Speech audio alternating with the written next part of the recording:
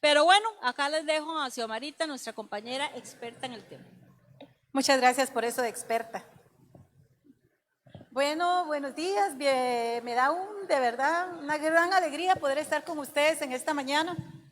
Yo sé que a veces me tocan los temas feos, pero bueno, quisiera hablar de lo más lindo, lo más maravilloso, del amor en las familias, de los hijos buenos, pero es muy necesario que abordemos cada uno de los temas que necesitan ser abordados para que nosotros, que somos agentes de cambio, es las familias disfuncionales. Y realmente creo que todos sabemos aquí cuando algo no es funcional, algo que no funciona. Simplemente no tiene mucha explicación. Si es disfuncional es porque no funciona. Posiblemente antes funcionaba y dejó de funcionar. Hay muchas razones por las cuales nosotros podríamos decir que algo no funciona. Pero en esta mañana nos toca hablar de familias. Y como bien decía la pastora Raquel, si aquí nos preguntaran cuántos de nosotros venimos de una familia con disfuncionalidad leve, moderada, grave, como usted lo quiera llamar, posiblemente la mayoría levantaríamos las manos. Porque por ignorancia, muchas veces nosotros funcionamos mal por ignorancia. Otras veces porque, como decía también la pastora Raquel, reproducimos también por ignorancia. Así es que, como dijo Jesús, y conocerán la verdad, y la verdad los hará libres.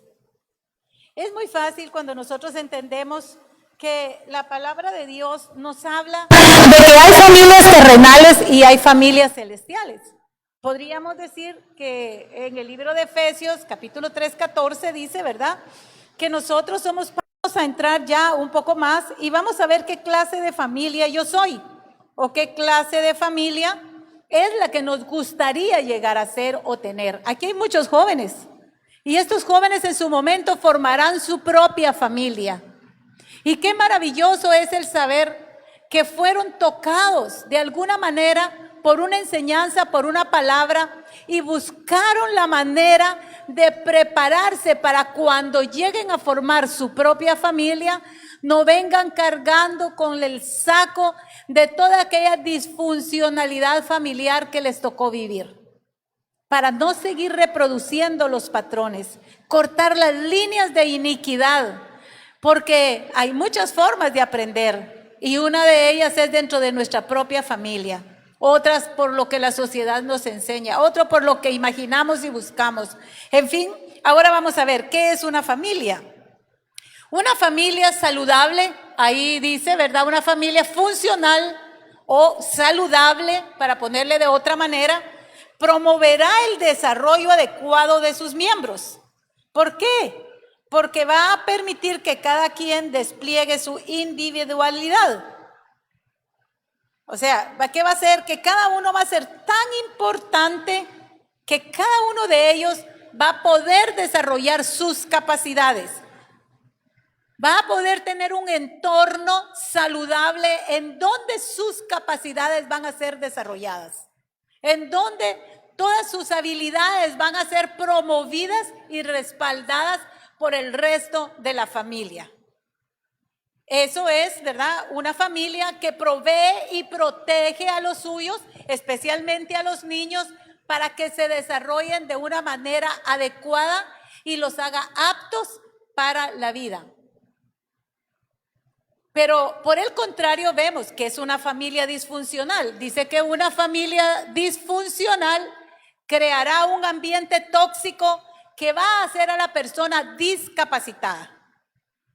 Discapacitada intelectual y emocionalmente, ¿verdad? Y a todos sus miembros. E incluso puede convertirse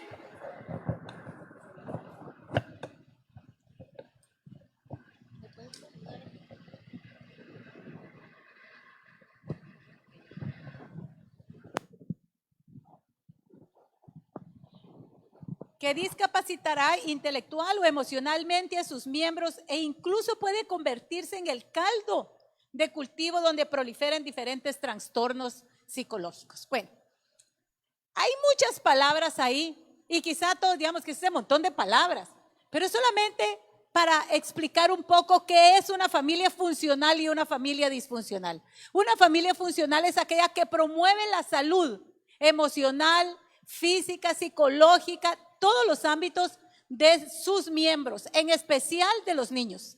Esa es una familia que funciona, no que sea perfecta. No hay perfección en esto. Nadie vino con un manual, más bien venimos con un montón de ideas erróneas, con un montón de creencias que nos fueron heredadas y son parte de nuestro imaginario cultural también, pero que no nos capacitan siempre para hacer lo mejor. El único manual que podemos tener válido es la palabra de Dios. Ese sí nos va a capacitar siempre. Todo lo demás va a ayudar, pero esto nos va a capacitar con excelencia. Sin embargo, en un ambiente tóxico, bueno, ahora la palabra tóxica está muy de moda. Ustedes lo pueden ver en muchas redes sociales, la tóxica, ¿verdad? La mujer. El tóxico, ¿verdad? Y el novio ahí, el que le revisa el celular, el que la persigue o lo persigue y en fin, ¿verdad? Ahí vemos esta palabra como algo que es muy común. Pero ¿qué pasa cuando la familia está enferma y toda la familia se vuelve tóxica? Lo que va a pasar es que en esta sociedad que hemos visto estas situaciones, vamos a tener una nueva generación de personas enfermas emocionalmente. Personas tan dañadas que no van a funcionar, estarán discapacitados para hacerle frente a la vida. Si nosotros vamos un poco a la historia, podríamos ver que cuando empezamos a ver dentro de la sociedad y analizar qué fue lo que pasó en este mundo, y no es porque nunca hubiera pasado cosas así, por supuesto, la Biblia, ahora vamos a ver que en la Biblia vemos muchas familias disfuncionales. ¿Por qué? Porque no hicieron lo que el Señor les mandaba. Empezaron a hacer desde la caída del hombre en el Génesis, empezamos a ver cómo nosotros vemos, ¿verdad? La destrucción de la familia desde Génesis por causa de la desobediencia. Sin embargo, cuando nosotros estamos analizando la sociedad, vimos que por el pecado y todas las cosas que el hombre ha hecho, empieza la destrucción masiva de la familia, que es lo que ahora estamos viendo. Desde el año 1945, en la Segunda Guerra Mundial, esto empezó a marcarse todavía más. La pastora hablaba del feminismo y del machismo. Hace una semana hablaba de esto. Y es cierto, ahí empiezan un montón de cambios dentro de nuestra sociedad que hacen que la familia se vuelva permeable, o sea, una esponja que empieza a asimilar todo lo que el mundo le está enviando. Después de la guerra de Vietnam, que fue en los años 60, muchos aquí no habían nacido, pero ahí empieza una nueva generación que se levanta en contra del Estado, en Estados Unidos esto, en contra de la guerra, y salen los movimientos hippies y proliferan las drogas. Hasta nuestros días todavía se utilizan sustancias psicoactivas para ser una manera de protestar, dijéramos de protestar contra aquello que no nos gusta.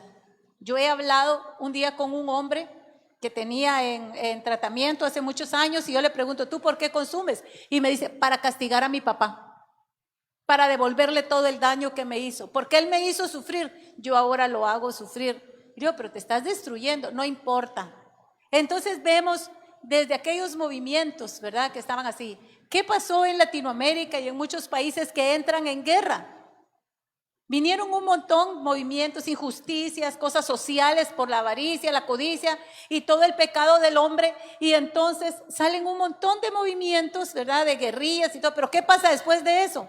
Se quedan las pandillas. Estamos viendo un fenómeno de pandillas, sobre todo en Centroamérica, bueno, en Latinoamérica. Ustedes, bueno, no es secreto para nadie lo que pasa en El Salvador con las pandillas, en Honduras, en Guatemala. ¿Dónde están los padres de esos niños? Niños de 12, 13 años que son tomados por las pandillas porque ahí encuentran una familia que los ama, que los valora, todo entre comillas, pero ¿qué es lo que no encuentran en su casa?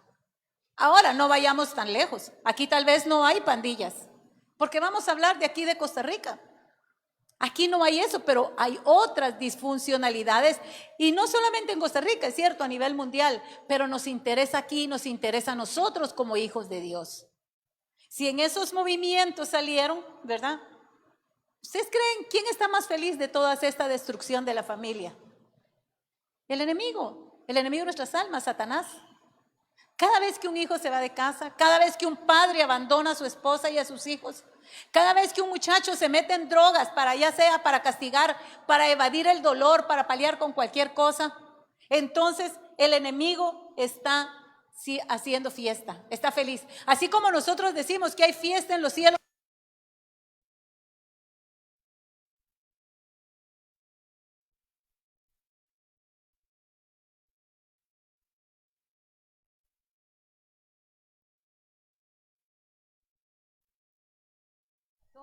que ahora nosotros podríamos ver de manera tal vez lejana para algunos o muy cercana, dolorosamente para otros. Nadie está exento, porque cuando nos separamos de Dios, cuando nos separamos de Él y no nos alimentamos, no somos esa rama pegada al tronco, la vid, ese tronco, no vamos a producir fruto, por lo menos no buenos frutos, porque la misma Biblia dice en Juan 15 que separados de Él nada podemos hacer, nada. Y es lo que vemos en la Biblia. Vamos a analizar un poquito la historia para ver una familia disfuncional de hace miles de años, pero que nos muestra a nosotros lo que hoy estamos viviendo todavía. Por eso me encanta la Biblia. Es algo que ahí encontramos todo. No tenemos que ir a muchos manuales. No digo que no sirven, sí sirven. Pero en la Biblia encontramos ese ejemplo para poder corregir nuestros errores y alejarnos de nuestro pecado. Vamos a ir a Génesis 25 y voy a contarles la historia, porque si leemos todo no terminaríamos nunca, ¿verdad? Aquí de hacerlo. Creo que muchos conocen la historia de Jacob, de Esaú. ¿Cuántos conocen la historia de Jacob y Esaú? Muy bien, casi que la mayoría. Bueno, voy a contarles. Jacob y Esaú eran hijos de Isaac. Isaac es el hijo de la promesa. Imagínense ustedes, el hijo de la promesa de Dios. Era un milagro que Isaac hubiera nacido, un milagro verdadero. Porque su mamá y su papá eran unos ancianitos cuando lo engendraron y lo criaron. Entonces ya de por sí ya él era un milagro.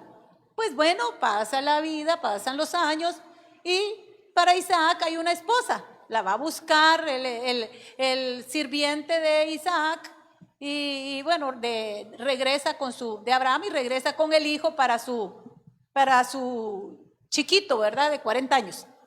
Entonces llega con ella y queda embarazada, le cuesta, como muchas mujeres de la Biblia, pero queda embarazada. Y eso empieza la historia de todos ellos y empiezan hasta que dice que hay 2 niños en su vientre que pelean entre ellos. Y ella empieza a decir que para qué quedó embarazada, que mejor, bueno, empieza a ser el drama, ¿verdad? Y bueno, pasan los años y ellos crecen, ya uno de ellos se casa y por ley de Dios, el hijo mayor heredaba la bendición del padre. ¿Cuántos aquí bendicen a sus hijos? Yo hace un tiempo vine muy bien por lo que lo hacen, que son muy pocos. Pero la Biblia dice que nosotros debemos bendecir a nuestros hijos, decirles cosas buenas, siempre, cada mañana, cada tarde, cada noche. Y la mejor manera de bendecirlos es con la palabra de Dios. Pues entonces, estos hombres estaban juntos, crecieron, pero estaba dividida esta familia.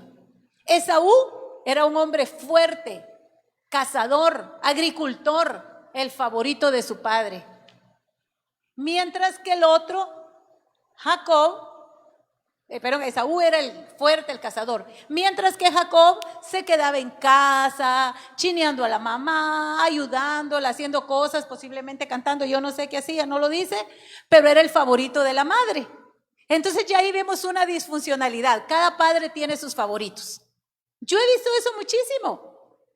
Lamentablemente, también por una cuestión de cultura machista, algunas mujeres prefieren a los hijos varones que a las hijas mujeres. Y algunos padres varones también. Algunos papás dicen, ay, ¿para qué tuve esta niña? Yo quería un varón. Vemos ya ahí una división en esta familia.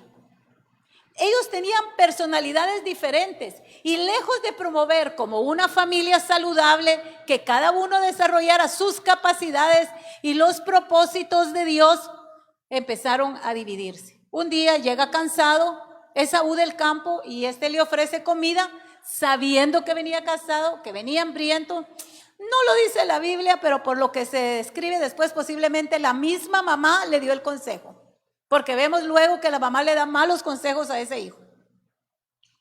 Y el hijo dice, si tú me das la primogenitura, o sea, el derecho de ser el primero, yo te doy la comida. Y él dijo, ok, cambiémosla. No le dio importancia a la bendición. Estaba tan seguro él de todo que no le dio importancia.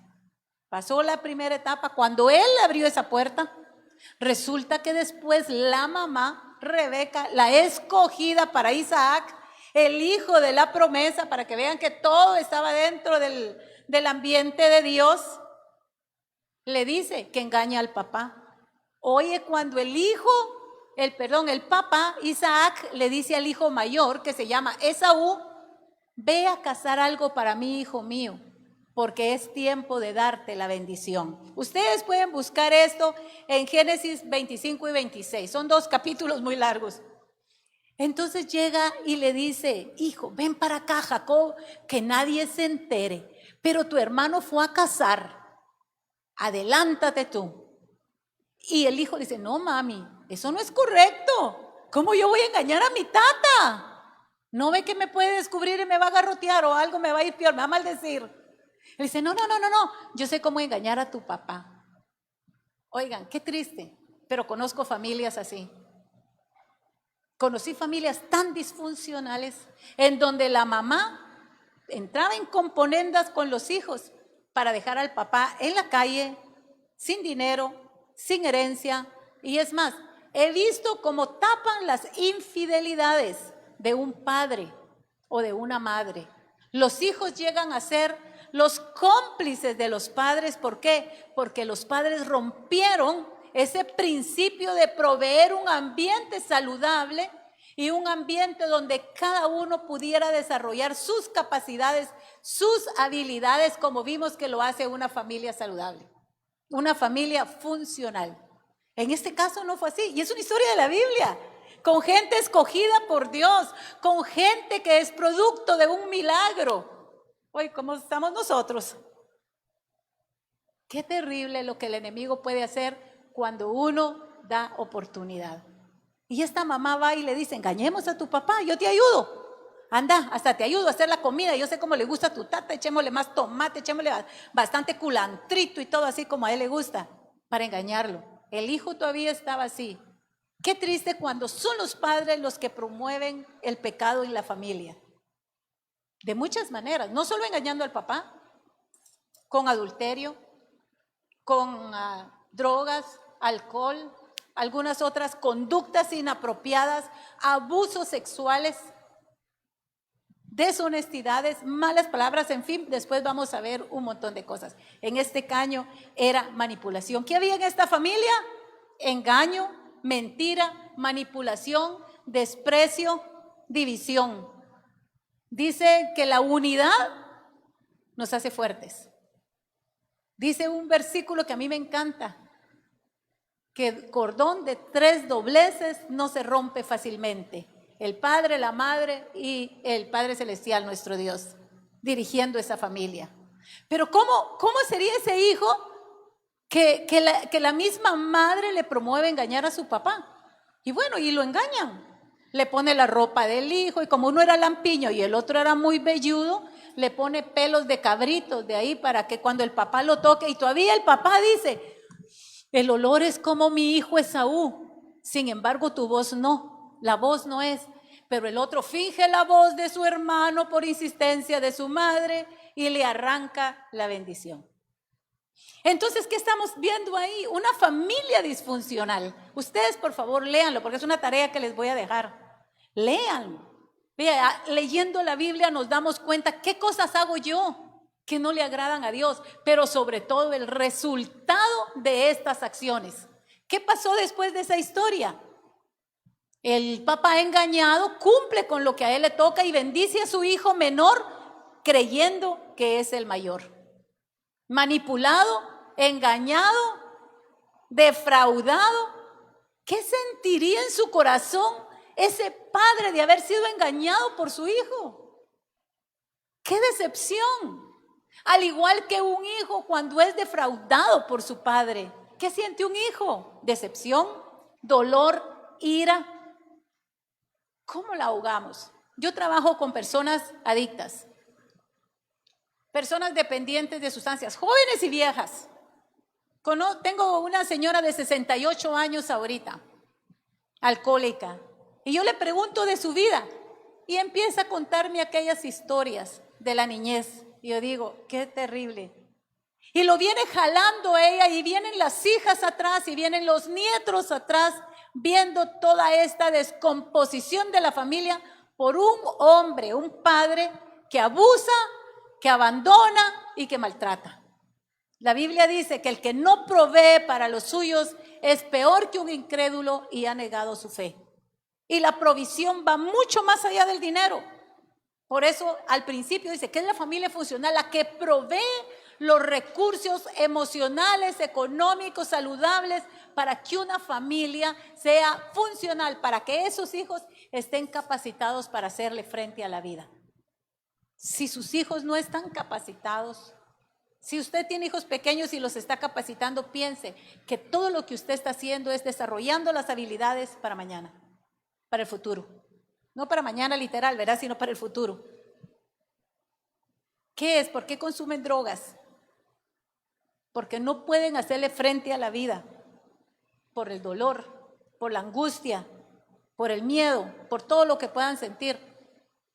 Y otros tal vez no van a consumir drogas, se van a llenar de ira y van a empezar a reproducir estos patrones. O van a ser personas llenas de defensas, llenas de orgullo, para ver si así logran sobrevivir en un mundo que desde niños para ellos fue hostil, fue terrible. Y bueno, la historia sigue y este hombre se va, la familia se divide, un hijo sale huyendo, la mamá le dice, corre, huye porque si tu hermano te agarra te mata.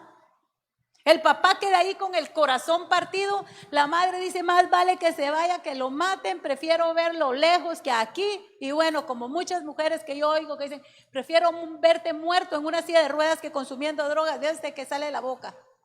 Y se va, pero como a Dios no se le va nada, llega donde un tío que es exactamente igual que la mamá. Engañador, mentiroso, aprovechado, manipulador. Entonces ya vimos que también se da por familias. Y si en nuestra familia han habido este tipo de conductas y nosotros somos producto de esa disfuncionalidad, es tiempo de cortarlo. Es tiempo de cortarlo. Es tiempo de que nosotros digamos, me tocó. Porque hay recursos. Aquí en la iglesia hay recursos. Ahí los lunes celebremos la recuperación. ¿De qué se tiene que recuperar? ¿Qué trauma tiene en su vida? ¿Cuál es su excusa para comportarse como se comporta? Es que si era mi tata. Si usted hubiera visto lo que a mí me hacía mi abuela. Esto no es nada. Rompamos la disfuncionalidad y el dolor. Que el dolor no se perpetúe por generaciones. Que no tengamos generaciones de dolor y de ira, sino generaciones de alabanza y adoración a Dios con libertad. Repitiendo patrones.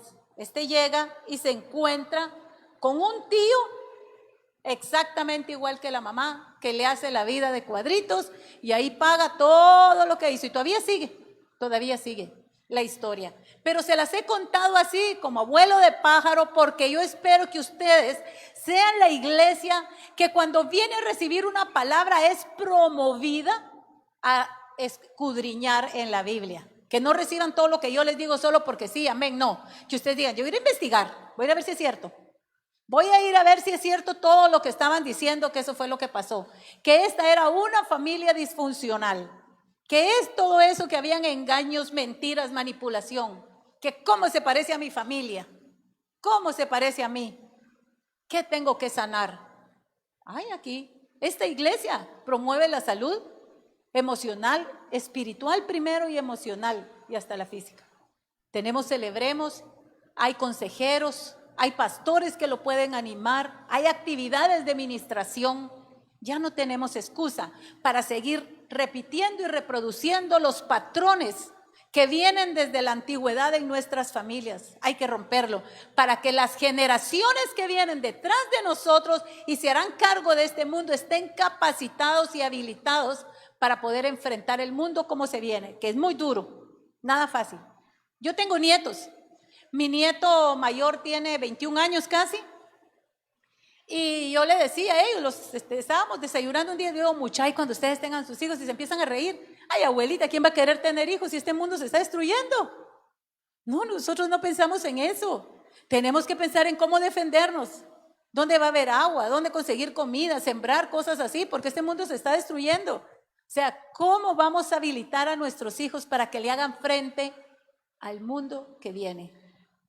Para que declaren la palabra de Cristo en medio de la persecución, para que sean fuertes, fuertes y valientes ante la angustia, ante la soledad, ante la necesidad. Pero si no lo hemos hecho, todavía estamos a tiempo, porque Dios restaura todas las cosas. En Él lo que ha de ser ya fue, lo que ha de ser ya fue. Dios restaura todo. Entonces paremos esto. Vamos a ver algunas características que tal vez nos hacen un poquitito más conscientes de esta situación. ¿Qué son las características de disfuncionalidad? Ahí dice. Primero, existe una dependencia o algún tipo de manipulación emocional. Oiga, cuidado, se me salen a bailar. Existe una dependencia o algún tipo de manipulación emocional. ¿Qué es esto? Que uno de las personas, así como en el caso de Esaú y Jacob, ¿quién era la que manipulaba todo eso ahí? Rebeca, la mamá. Ella era la fuerte. Ella era la que decía qué se hacía y no se hacía. Como que cambiaron los roles que Dios establece.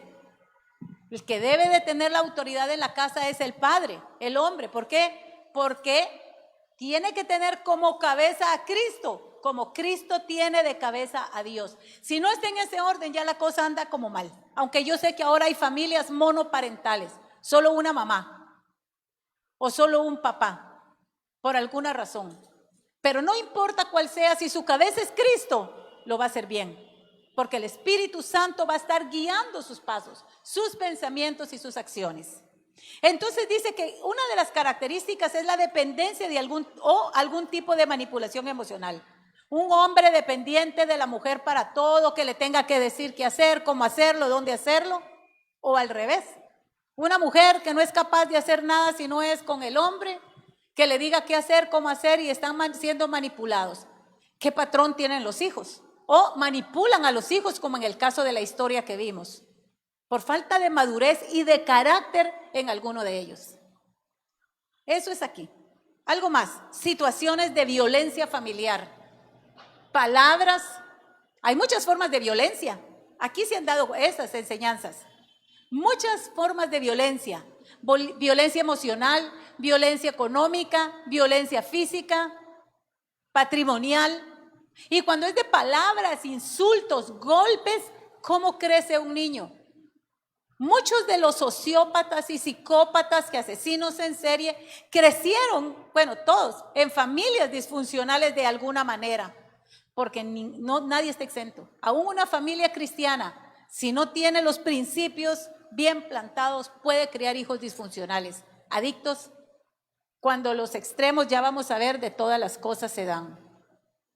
Los psicópatas, ustedes leen el historial de sus familias y ahí fue el caldo de cultivo, como leímos anterior, para desarrollar todas esas psicopatologías, todos esos comportamientos.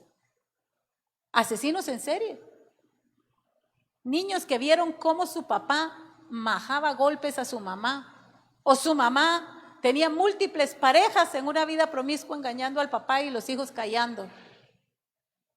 Yo conozco familias así. Es muy triste, pero ahí se vemos la violencia, la manipulación, la dependencia. Progenitores muy autoritarios, padres así como que usted no lo hace, los quiebran, No los dejan tener libertad para decidir entre lo bueno y lo malo, como si fueran ellos Dios, o los límites muy difusos. No saben ni qué decirle si está bien o está mal, haga lo que quiera. Vea, yo conozco niños de aquí cerca de donde nosotros hemos trabajado, en donde a las 7 de la mañana los echan para afuera para que no estorben. Ahí andan sin ir los niños, ahí en el precario. Nosotros los íbamos a recoger como a las 8 de la mañana y andaban en la calle sin desayuno. No es que mi mamá está durmiendo y no podemos hacer bulla. Y ahí andan todos los niños. Qué duro, qué triste. Muy permisivos por culpa, porque ellos no lo hacen bien, oigo como un eco. O la ausencia continua de uno o de ambos, por buenas o malas razones. Porque algunos dirán, no, lo que sucede es que yo estaba trabajando para darles lo que querían. Sí, pero no les dio calidad de tiempo, de amor. Y es triste, vean, nuestra primera obligación es nuestra familia. Algunos no pudimos hacerlo, pero los que pueden hacerlo, tienen que hacerlo. La primera iglesia es la familia, es nuestra primera obligación. Ahí es donde hay que edificar. Entonces la ausencia continua. Una de las chicas, voy a contar esto, me voy a apurar porque si no ya me van a sacar el cero. Una de las chicas que tengo en la casa dice que ella a los 12 años la mamá le dijo que si quería seguir estudiando viera dónde conseguía la plata para los cuadernos, que ella no le iba a ayudar para entrar al colegio. Entonces una vecina le dijo, yo te ayudo. Ya que no saben qué trabajo le consiguió, de prostituta, para poder estudiar. Y la mamá no se daba cuenta. Nunca se dio cuenta. Se dio cuenta hasta como cuando ella tenía como 15 años, ya después de 2, 3 años de estar en eso, porque cayó en drogas. ¿Qué tendría en su corazón esa niña? Una madre ausente siempre, un padre que prácticamente no existía, un padrastro abusador, metiéndose en la prostitución para poder suplir sus necesidades, sin carácter, sin ningún trasfondo moral que le dijera esto está bien o está mal, haga lo que quiera. Vea cómo sale a los 12 años.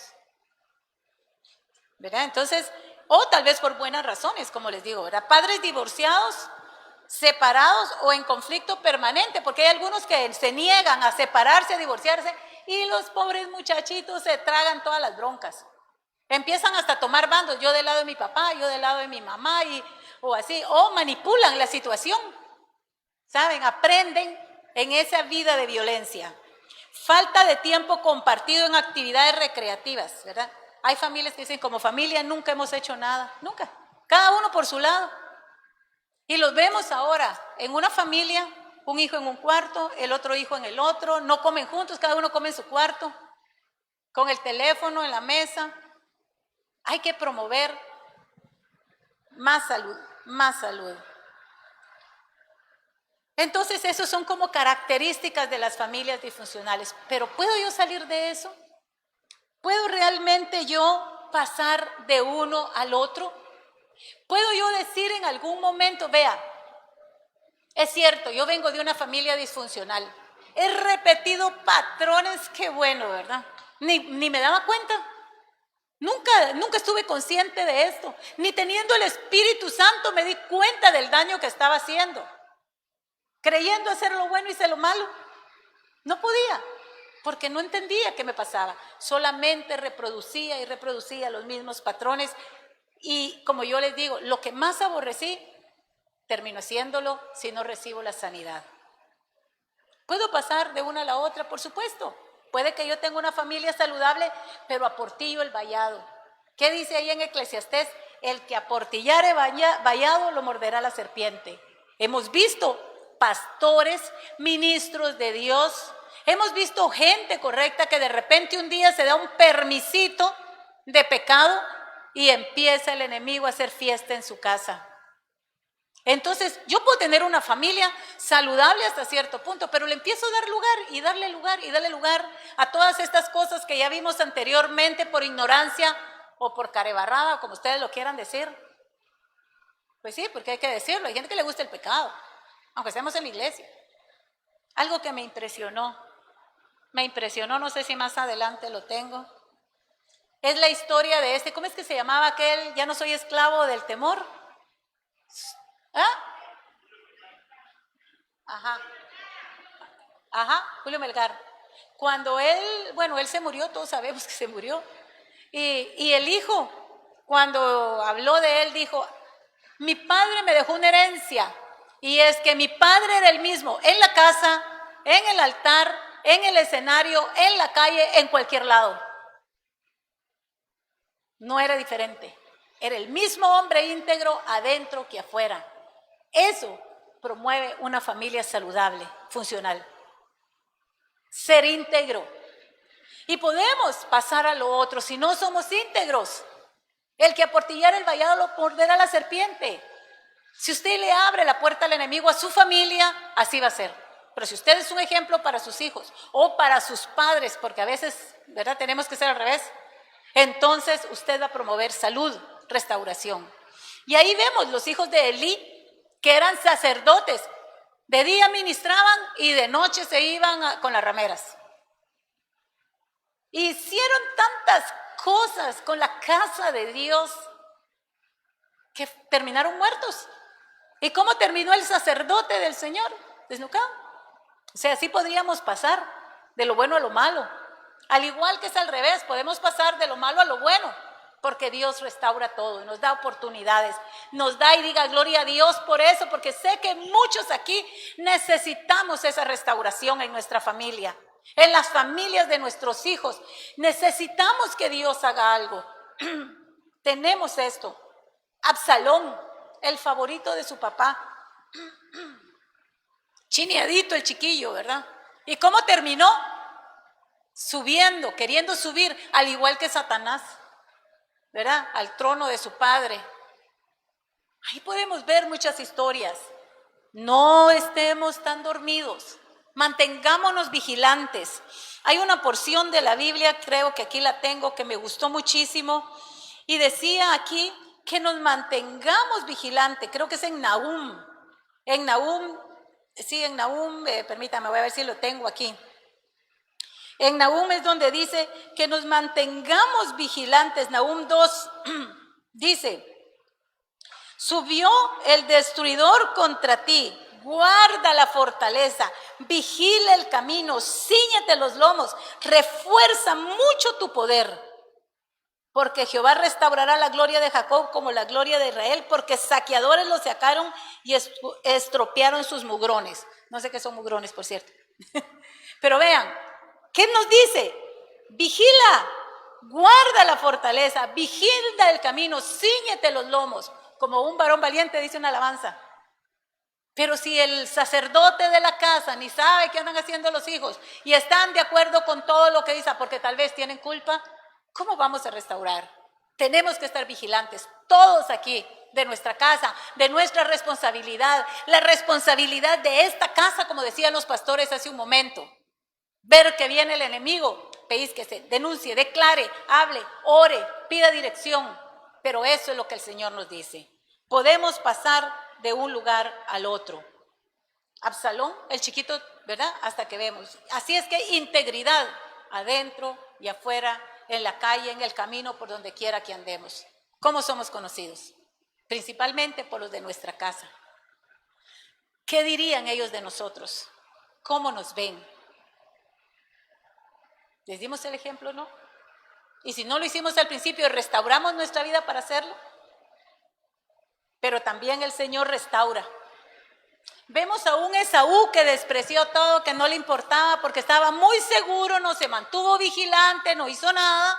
Y ahora lo vemos cuando se reúne después de como 30 años más, que viene Jacob lleno de miedo, todo maltratado, todo majado, porque el suegro que tenía, su tíito, ¿verdad?, hizo todo multiplicado lo que él había hecho a su papá y a su hermano. Pero él era un hombre diferente, bendecido por Dios, más rico que Jacob, y lo recibe con toda la alegría y le dice: ¿qué es ese montón de gente que me mandaste adelante? Yo quería verte a vos. Pero el otro le mandó a todo el mundo adelante porque tenía miedo que le hiciera algo. Y no, pasa, tengo aquí, tengo allá. Él no hallaba porque él había sido restaurado. Perdonó. Muchas de las familias no alcanzan la restauración porque no pueden perdonar. Y a veces eso lo usamos como una excusa para seguir haciendo las cosas mal. Es que yo he sufrido, es que yo he llorado, es que a mí me maltrataron. Y yo les digo a las muchachas en la casa, ¿cuál es tu excusa favorita para consumir? Ay, es que si usted supiera, no, pero me lo imagino porque todas cuentan la misma historia. Siempre tenemos excusas para hacer lo malo y para no buscar la restauración. Excusas. Tomemos decisiones, vigilemos. Y es más, hay promesas de Dios. En el carcelero, vimos cómo estaba Pablo y un terremoto y el hombre se quería matar pensando que lo iban a, que se habían fugado todos los presos. Y hay una respuesta y le dice, aquí estamos, no nos hemos muerto, Hechos 16:31, y le dice, cree en el Señor Jesús y serás salvo, y la salvación trae sanidad, tú y tu casa. Tú y tu casa. Entonces, ¿a quién necesitamos? En nuestra casa, al Señor Jesús. Los que nos miran, nos están viendo, creo yo, no sé, ¿verdad? Y los que estamos aquí, todos necesitamos que ese dueño, que el que ejerce la autoridad en esa casa, sea el Espíritu Santo que nos ha dado Jesucristo, la promesa del Hijo. Así es. Creen en el Señor. Y dice que llegaron y se bautizaron y todos creyeron por un hombre, por uno.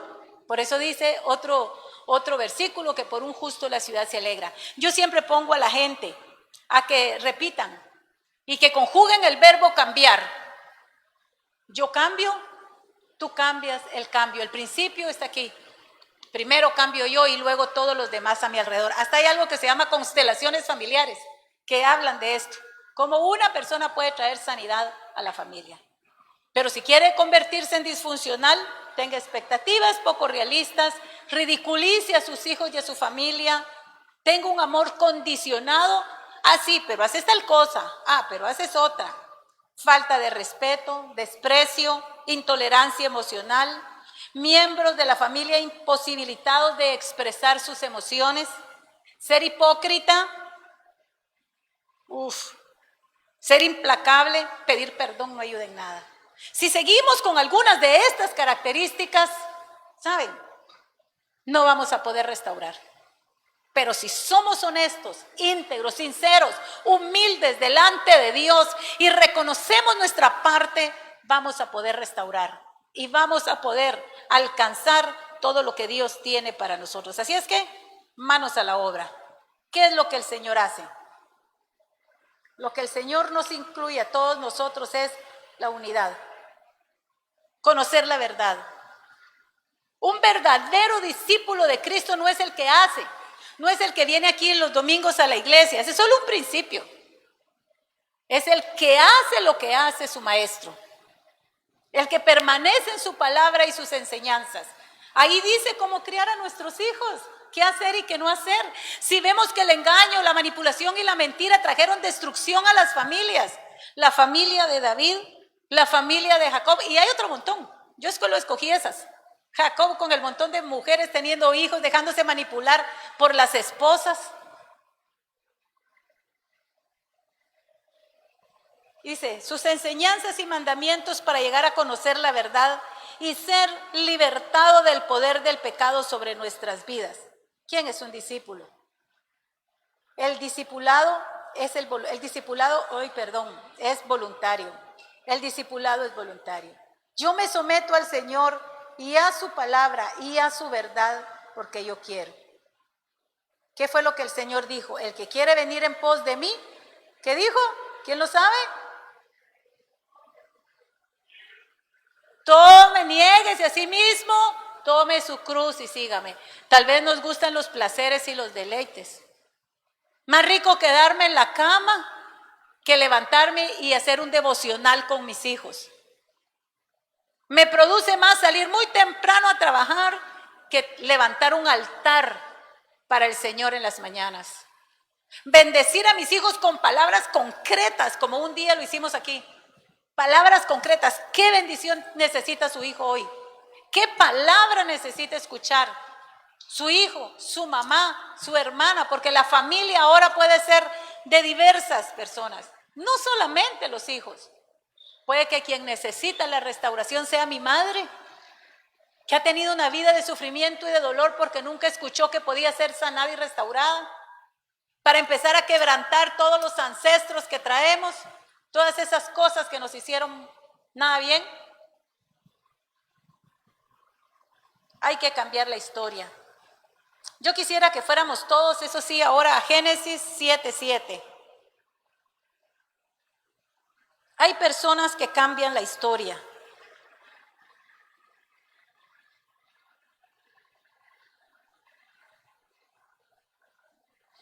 Esas son las tareas que tenemos.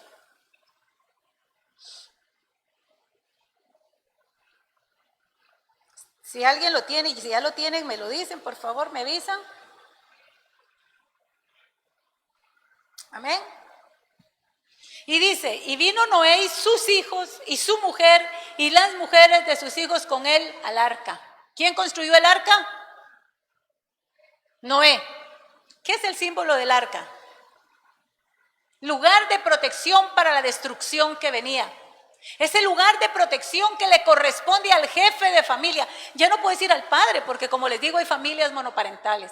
Pero al que es el jefe de familia le corresponde construir esa arca, ese lugar seguro para la familia, ese lugar que necesitan en donde poder desarrollar sus capacidades, sus habilidades, sentirse seguros, ser capacitados y habilitados para la vida que van a enfrentar. ¿Qué vida iban a enfrentar los hijos de Noé, los nietos?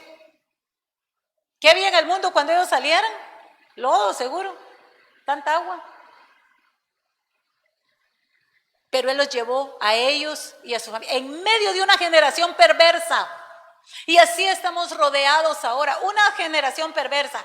Es increíble lo que nosotros vemos, cómo bombardean a los niños y a los jóvenes en las redes sociales. Pero lo más triste es que lo que miran en su casa lo normalicen y lo vean como bueno. La mentira, el engaño, la manipulación, la debilidad. Normalizado, al igual que un montón de pecados más. Pero Noé construyó el arca, ¿le costó? Todos sabemos lo que le costó. Burlas, quizás se burlan porque usted a sus hijos de pequeños los obliga a venirse a la iglesia. Quizás se burlan porque usted en lugar de ir a pasear a algún lado prefiere compartir con sus amigotes, con sus amiguis, ¿verdad?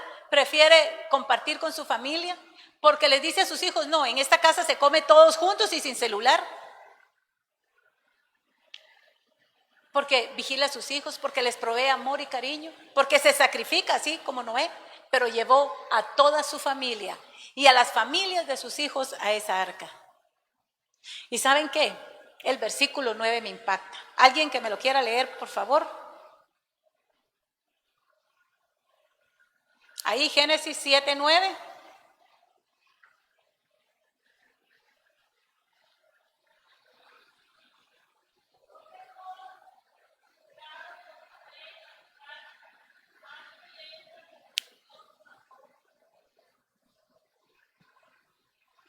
He aquí, yo establezco mi pacto con vosotros y con vuestra simiente después de vosotros.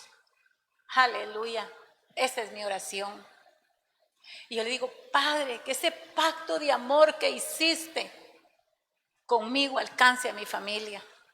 Que ellos puedan conocerte de la manera en que te he conocido.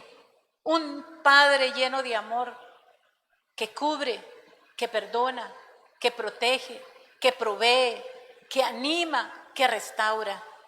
Un pacto, porque Él se atrevió a hacer algo que otros no hacían. Dice en Efesios capítulo 4, me parece que es capítulo 3. Por esa causa doblo mis rodillas ante el Padre de nuestro Señor Jesucristo, de quien toma nombre toda familia en los cielos y en la tierra, para que os dé conforme a las riquezas de su gloria, el ser fortalecidos con poder en el hombre interior, en su espíritu. Y cuando habla de hombre ya sabemos que es ser humano. ¿Qué fortaleza? ¿Qué es la fuerza que yo necesito para poder hacer lo que el Señor me está mandando? Formar mi arca, levantar el altar, poner mi familia y que todos seamos restaurados y seamos agentes de cambio, personas que cambian la historia. hombres y mujeres, familias completas que alaban a Dios, que capacitan no solamente nuestra familia, sino las familias de las personas que nos rodean. Personas que estamos dispuestos a ese sacrificio. Y hay un montón de cosas. Dice en Efesios 6, del 1 al 4, nos dan recomendaciones y dice: hijos, obedeced en el Señor a vuestros padres, porque es justo. Honra a tu padre y a tu madre, que es el primer mandamiento con promesa para que te vaya bien y seas de larga vida sobre la tierra. Y vosotros, padres, no provoquéis a ir a vuestros hijos, sino criadlos en disciplina y amonestación del Señor. Y ahí podemos encontrar en la palabra de Dios qué es lo que tenemos que hacer, cómo hacerlo, dónde hacerlo, en qué momento. Ahí me gusta eso, poner en práctica su palabra. Dice, deben de buscar a Dios, me gustó la cosa, deben buscar a Dios y seguir sus enseñanzas para ser felices. ¿Quién no quiere encontrar esa paz que necesita en este mundo convulso, lleno de cosas? Ahí tengo algunas otras recomendaciones en la siguiente slide que dice: ser responsable del buen uso de la autoridad que le ha sido delegada por aquel quien le ha confiado el desarrollo de su familia. Él le va a pedir cuentas, recuerde. Ninguno de los que estamos aquí, que conocemos del Señor, pasaremos impávidos delante de él. Yo no sabía. No, sí lo sabía, la palabra lo dice. Tenemos responsabilidad sobre el mundo que nos rodea. Tenemos que ser agentes de cambio, quebrar todas esas estructuras y todo aquello que venimos jalando de nuestra familia y de nuestra cultura. Motivar al diálogo y etcétera. Ahí ustedes pueden encontrarlo. Y para concluir, dice: orar en familia bendice, una, restaura y sana. Y aquí están las sugerencias o recomendaciones finales. Doblar sus rodillas ante el Rey de Reyes, tanto por usted, su esposa, por sus hijos, para que les bendiga y les guarde. Levantar ese altar cada día usted, estar delante de Dios como un sacrificio vivo, agradable a Dios, que es su culto racional. No el domingo aquí, no, todos los días, que usted se levante y se postre delante de Dios para bendecir a su familia en ese día. Sea padre, sea madre, sea el que esté de jefe de hogar. Quizás sea un abuelito que se hizo cargo de todos. Fundar su casa sobre la roca. ¿Quién es la roca? Jesucristo. De tal manera que el Espíritu Santo esté presente en todo momento. Cuando tenga ganas de pecar, que el Espíritu no se lo permita. Cuando tenga ganas de gritar a sus hijos, o a su esposo, o a su esposa, como sea, que el Espíritu no lo permita. Y que todas las decisiones en unidad con el Señor, para que los llene de sabiduría y de gracia abundante.